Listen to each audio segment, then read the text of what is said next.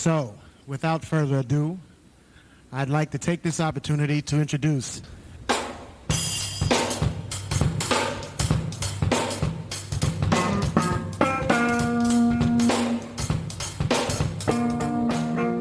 This is another in a series of live broadcasts enjoying the creative sounds of music and harmony. Hope you enjoy. Don't touch that dial. Keep it locked. Tuned in and turned on. Welcome to the Talk Dirty to Me podcast with the Maestro. Not just numbers, not just stats. It's about what they mean. And now, your host, the Maestro.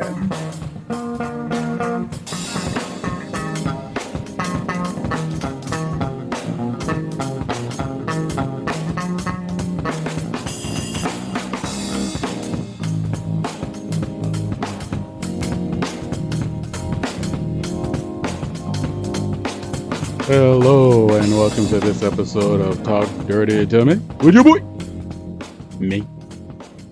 And thank you, as always, for listening to the many great offerings that SimWorld Media just hands out for free. Rig Blaze, the Blazer, as I call him, with Blazing Takes. Marsh, the media, Maven, boss, big boss with Marsh Pod, always great to listen to. SimWorld Today, class, act, 100%. And you all know my favorite. You all know it. Around the table with E-Lava and the Fat Man, or my fun-sized boo. I haven't talked to him in a while. I kind of miss him. I'm going to send him another selfie here and see if he responds. I don't know. He's been busy lately. Let's hop right into it. Let's chop it up. Watching the runs and the games, and what I've been trying to do is stay out of the what if. What if this person goes to this team? What if this person goes to that team?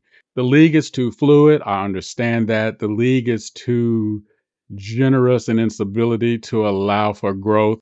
I understand all of that. So I've been purposely making myself not be that media person to say this person should go here, this person should go there. I'll stay out of that. And I'll just stay into something a little bit more interesting, what we've been talking about. And thank you for all your feedback about this. Watching the run in Japan, had a chance to see a couple of players that really made me go, wow, this would be cool. And one of them was Akira Suzuki. Now, at 5'8" and 165 pounds, not exactly what you might say that person's going to fill it up. So let's kind of talk about it from the standpoint of what he has to offer and what he looks like. First of all, never seen anyone faster. My man's speed is off the chart. How he moved around the court, how he moved with the ball, without the ball, straight up 100%. Yeah. If you need to get the ball somewhere, that's your dude. And very good passer. In that situation, it's kind of rough because you're kind of working across yourself here, 3-on-3. Hard to find spacing, which I'll talk about that in 1 minute across the board, because that was something that might have negated his passing ability, was that the game seemed to stay in clusters. Now, when you're 3-on-3, there's plenty of court, there's plenty of places to go. We did not see that. And I just think that was a byproduct of the youth that was on the court. When he had an opportunity to pass and move, he executed. A lot of times, though, he was stifled off. Not his fault, just what it was.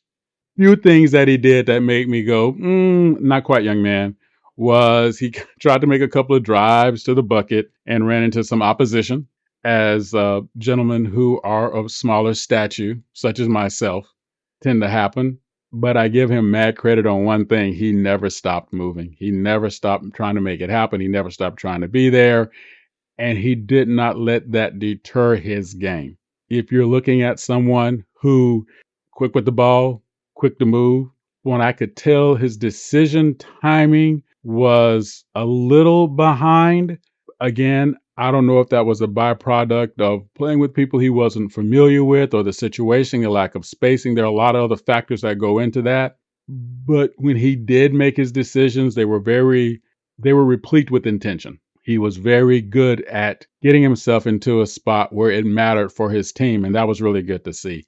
There are a lot of teams where I could see this guy on, teams that are in need of a point guard that can move the ball with intention up the court. I would like to see him in a situation where I can see how he works in space, to see how he uses space to move forward. I think that would be really interesting across the table, just to say, yeah, that guy, he does that.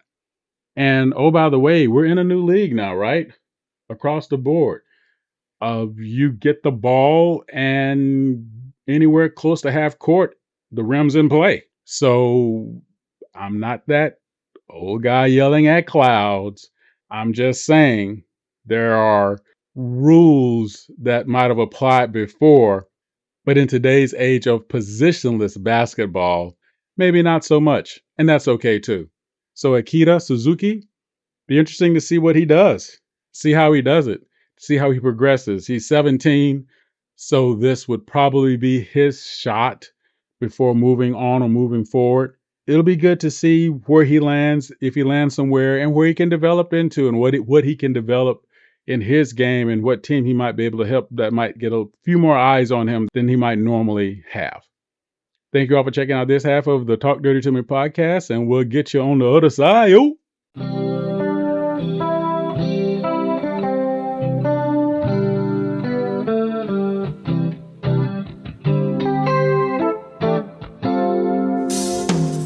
Thank you for listening to the Talk Dirty to Me podcast with the Maestro. Want to get involved? Bring it. Drop in discord.gg/SimWorld NBA. If you have the brain, Join as a coach. If you have the game, join as a player. See the game, be the game. But now, back to Talk Dirty to Me with the Maestro. Once again, for the Soul Children String section of Let's get back to some wonderful sounds.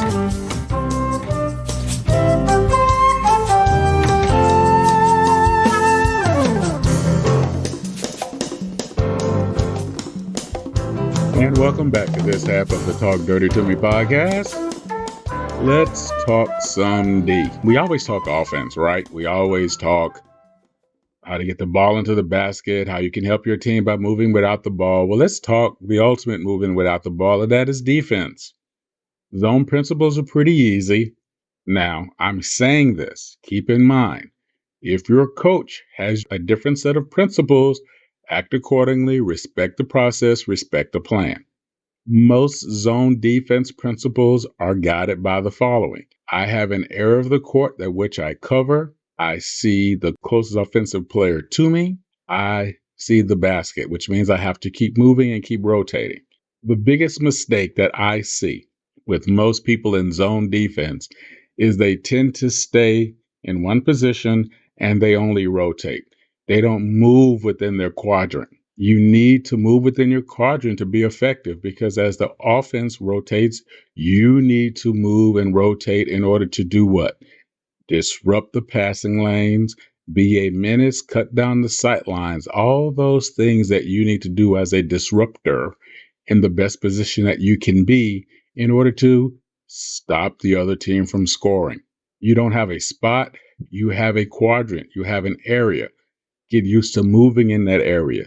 See the closest person to you. See the basket, see the rim. That way you can see whoever might be cutting to the basket. If they have the ball, principles go aside, you stop the basket. And of course, see the ball. See where the passes are going. See if they are trying a backdoor alley-oop. All those little things that gives you the idea of what you can do from your quadrant, and then when you need to do what? Break from your quadrant in order to be an effective defensive clog in your wheel. Man-to-man defense, somewhat different. However, the same principles apply. Always play defense with your feet, whether in zone or in man.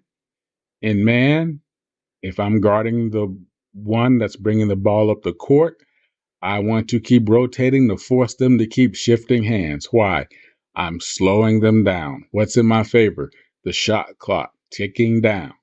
I keep rotating. I go at their hand with the ball. I make them move it to the other hand, and I go after that hand too.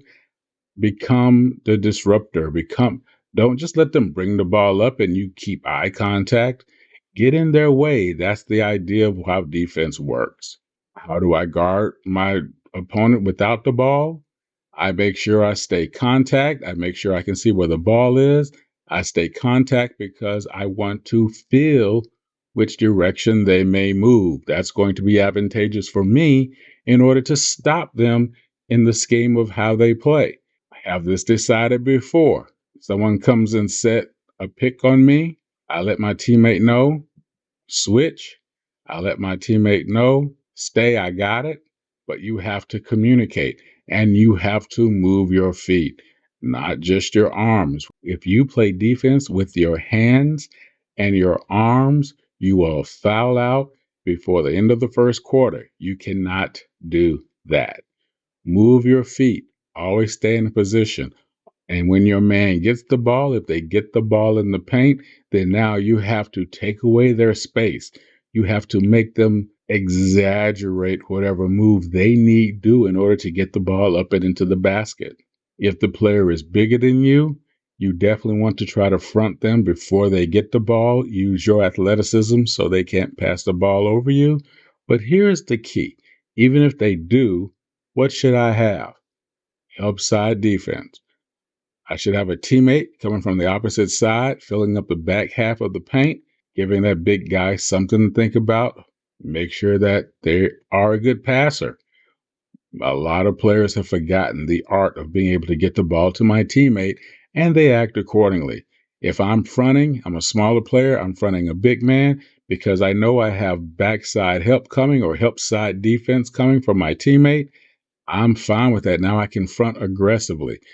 When they try to lob the ball over me, I can try to go get that steal. It's just me. The only thing between me and the ball is air and opportunity. And once I take my breath, air is gone. Do what I got to do, handle what I got to handle. If you're the help side D and you come in, you have to get up on that player strong. Give them the footing they need because they are entitled to the ground, yes. But you need to get up on them strong so they can hesitate. Why do I want them to hesitate? Because you want to make sure that your help stays there with you, especially if the player is bigger than both of you. And then you do what you need to do. Get your hands on the ball. Get them to move. Get them to make another pass. Then you can reset your man-on-man principles or your body-on-body principles. Which brings me to something else. When you're finding yourself having to foul at the end of the game, trying to stop the clock in order to get the possession back, many coaches are okay with you just grabbing somebody and doing the foul, and that is okay. I will just say that if that is their philosophy, that is their philosophy. I respectfully disagree with that. Why not try to steal the ball? If you foul them trying to steal the ball, at least it was a productive foul. You might be able to do what? Steal the ball. And in doing so, give yourself and give your team a free possession without giving up a foul and without giving them what? Shots at the basket. Defense is about brains and the willingness to be the bull you need be in order to keep the other squad from scoring. Really simple. And you have to play with your feet and make sure that you're connected with all the principles that your coaches lay out to you. And we can definitely do more on that later. Hopefully you enjoyed this episode of Talk Dirty to Me. As always, appreciate you for listening. Give your boy a shout out, man. Come on. I know the season's over. I know a lot of people are on the beach or whatever those funny memes are with your season's over. But that don't mean we got to be strangers. Holla at your boy. Let's talk about some stuff as you get ready for the next season and you get ready for what else is coming up. We're supposed to be having fun. Basketball is fun. If you didn't make the race to one this year, if you didn't do the things you want to do, now is your time. Now is your opportunity to get your game together so you can attain those goals next year and move forward the way you want to. Hopefully this helps you. I know I have fun talking about it with you, and I appreciate everything that you guys shout out to me about. And remember, no matter whatever you do, never let Jason Bourne borrow your car. I mean, I didn't realize we were starting right now.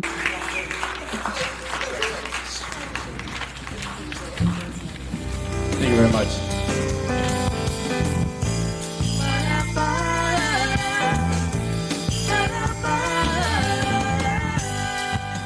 Thank you again for checking out the Talk Dirty to Me podcast with the Maestro. Drop a tag below and give us a piece of your mind. So, see you next time and talk dirty to me.